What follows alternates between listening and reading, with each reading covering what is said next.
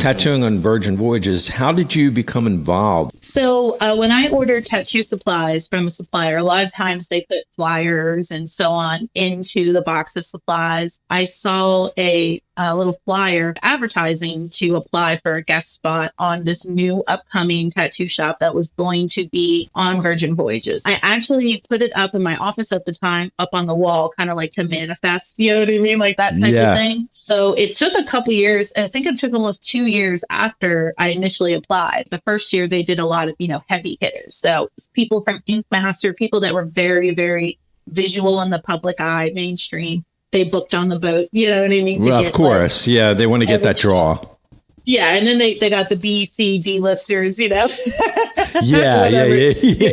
It is what it is. They're looking for that name that can bring people onto, especially because it's a new cruise line. Okay. How has your experience been tattooing on the ship? I loved it. I thought it was really great. It was my first cruise in general. So I had never even been on a cruise. Hopefully their management's good. You know what I mean? And hopefully everything's fine.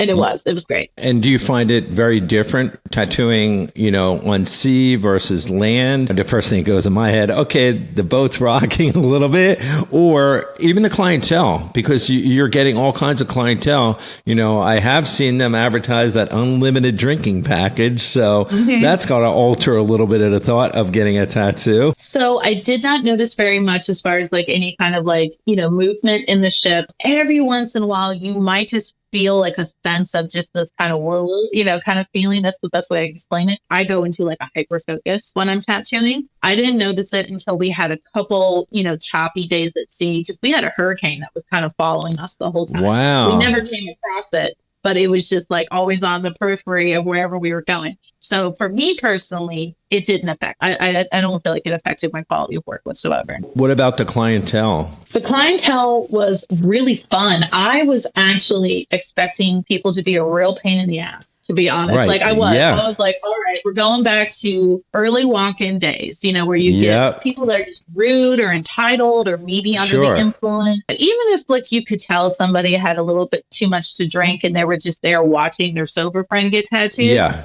They seem to keep their chill. I got to meet lots of fun people from all walks of life. So I had a lot of great conversations.